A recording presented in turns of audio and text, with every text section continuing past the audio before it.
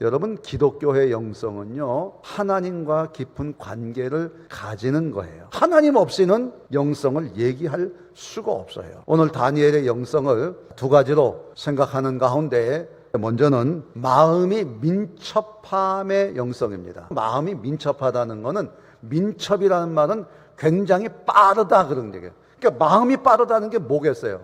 시대를 읽을 줄 아는 통찰력이에요. 미래를 내다볼 수 있는 해안을 가지고 있었다고 하는 거예요. 그래서 미래를 내다보는 해안을 가진 이 다니엘이 해석을 합니다. 매네는 하나님이 이미 왕의 나라를 시대를 세워서 끝나게 하셨다 하며, 대겔은 왕을 저울에 달아보니 부족하다 하며, 베레스 바르시는 왕의 나라가 나뉘어서 메대와 바사 사람들에게 준바되었다 함입니다. 하나님은 마음이 민첩한 다니엘에게 바벨론의 멸망을 보게 하셨습니다. 하나님은 때를 따라 왕을 바꾸실 수 있는 능력의 하나님, 세상의 주인이신 하나님을 그는 볼 수가 있었던 마음의 민첩함으로.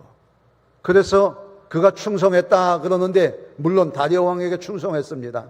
그러나 저는 이 말씀을 읽으면서 제 마음에 깨닫게 되는 것은, 주시는 감동은 뭐냐면 하나님 앞에 충성하는 거예요. 왜?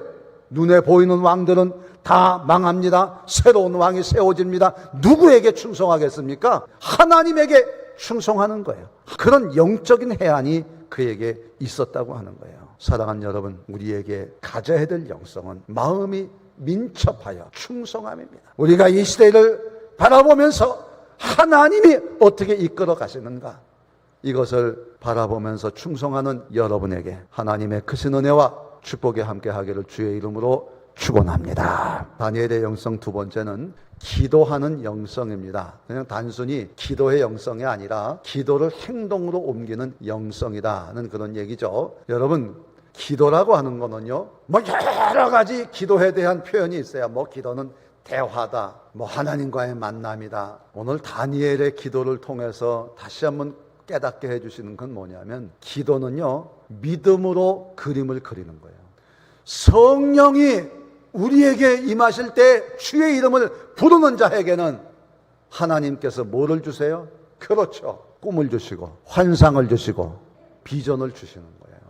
우리가 정말 성령 안에서 주의 이름을 부를 때 하나님께서 우리에게 기도하게 하시는 것은 하나님이 이루어 가실 구원과 인도와 섭리하시는 그 아름다운 그림을 그리게 하시는 거예요. 여러분, 다니엘은 하나님 앞에 기도할 때 뭘 기도했겠어요? 하나님, 내가 사자굴 속에 던져진다고 할지라도, 설령 사자에게 죽는다고 할지라도 나는 후회함이 없습니다. 그런데 하나님 어떻게 하셨어요? 천사 보내셔가지고 사자의 입을 막으시고 구원해 주시잖아요. 여러분, 머릿속에 기도하면서 어떤 그림을 그리고 있습니까?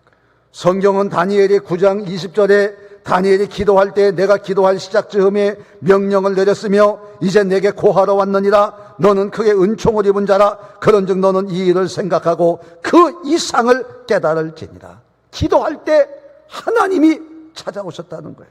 그래서 하나님이 주시는 이상과 비전과 꿈에 대해서 아무것도 보지 못하고 창백하게 멍멍하게 살았던 우리의 모습 회개해야 됩니다. 성령이 말할 수 없는 탄식으로 우리를 위해 기도하시면서 기도의 제목을 주시는 거예요. 비전을 주신단 말이에요. 여러분은 무엇으로 기도하십니까? 기도는 하나님의 비전을 놓고 하는 것입니다. 하나님의 구원, 하나님의 인도, 하나님의 섭리를 바라고 기도하는 겁니다. 다니엘처럼 불의한 세상의 한가운데서 사자굴에 던져지는 마지막 순간에도 기도하는 영성으로 하나님의 탁월하심을 드러낼 때 하나님은 천사로 사자의 입을 막으시는 겁니다. 하나님 안에서 하나님의 사랑하심에 대한 그림을 그릴 줄 아는 믿음, 그런 기도하는 영성, 바로 여러분의 것이 되기를 주의 이름으로 축원합니다.